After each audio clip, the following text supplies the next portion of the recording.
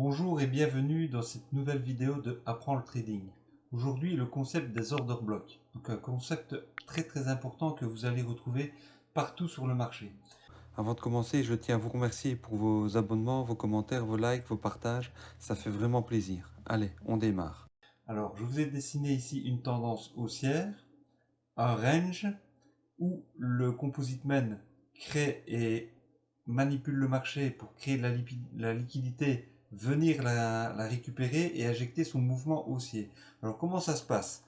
Donc ici, dans le range, donc vous pouvez déjà regarder la vidéo sur le concept de liquidité si vous ne savez pas ce que c'est, mais pour ceux qui l'ont déjà vu, donc lorsque la liquidité est créée par la création d'un support pour les retail, le composite man vient la récupérer comme ceci, puisque le retail va se mettre en achat ici, en créant de la liquidité en dessous, le deuxième retail, le troisième, et puis il y a plusieurs milliers de retail qui sont comme ceci.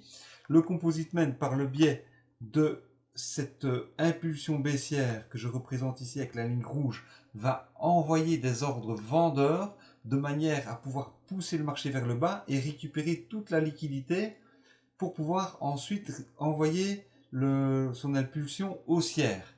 Donc lui, il va faire quoi? Il va mettre ici un ordre de vente à ce niveau-là, et tant que le marché descend, il est évidemment en positif, mais dès que le marché remonte, il passe en négatif, et c'est lui qui fait le marché. Donc il pousse le marché vers le bas, il récupère tous les ordres qui sont acheteurs, puisque eux, ils ont mis tous les ordres qui sont vendeurs, pardon, puisque eux, ils ont mis un ordre d'achat ici. Donc s'ils mettent un ordre d'achat, il y a un ordre de vente là, et un ordre de vente sous leur stop loss. Donc le composite man vient les liquider, récupère les ordres vendeurs, il peut alors pousser le marché vers le haut et l'achat, et il va faire comme ceci, il va mettre à partir de là un ordre d'achat. Le stop loss il n'en met pas lui parce qu'il a tellement d'argent qu'il n'en a pas besoin, et puis il pousse le marché en mettant plein d'ordres à l'achat, d'accord. Là il a mis plein d'ordres à la vente, comme ceci, voilà. Quand il était là, pour être clair, je vais faire comme ceci, et ensuite ici il pousse tous ses ordres à l'achat. Mais quand il est à l'achat, que se passe-t-il? Vous voyez bien que là, il avait poussé le marché vers le bas, il passe en négatif. D'accord? Donc tous ces ordres deviennent négatifs ici. Alors qu'est-ce qu'il fait? Il va venir fermer, en faisant chuter le marché, ces ordres pour être break-even, ou venir un peu plus bas, pour remonter ensuite et ne pas passer ceux-ci en négatif. Sinon ceux-là passeraient en négatif aussi.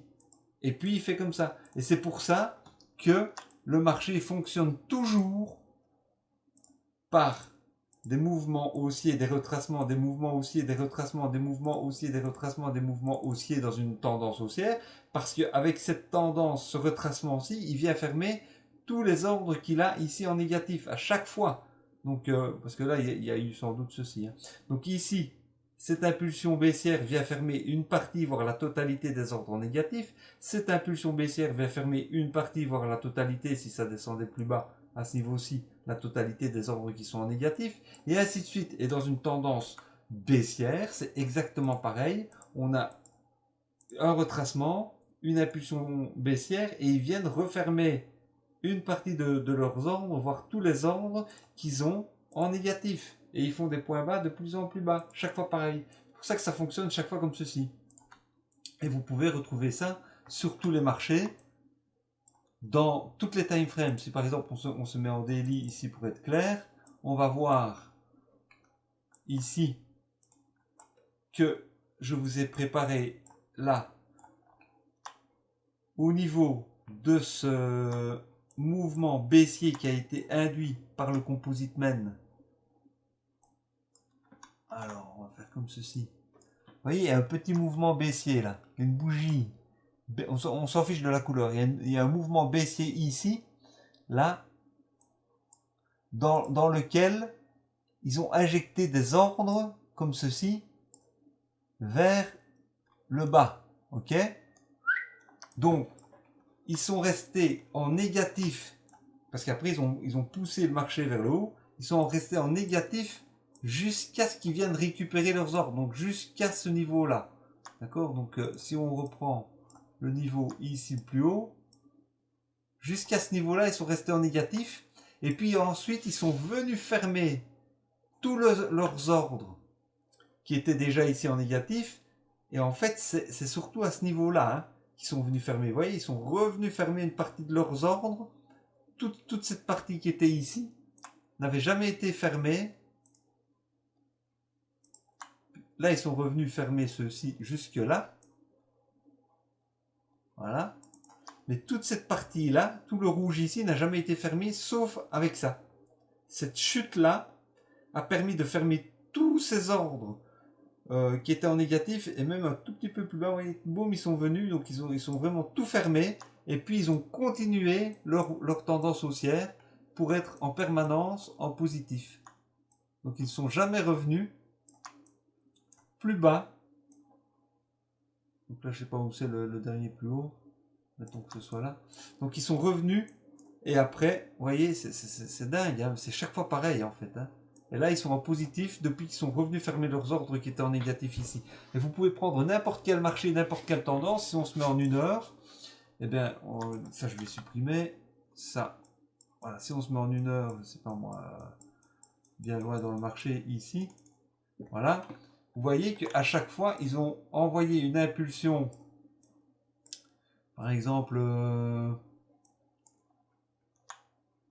mouvement haussier avant un mouvement baissier. Donc là, ils ont envoyé ici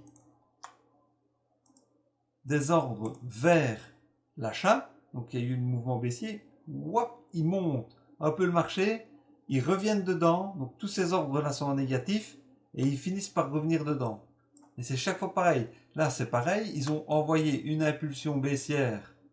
Ici, un mouvement baissier pour...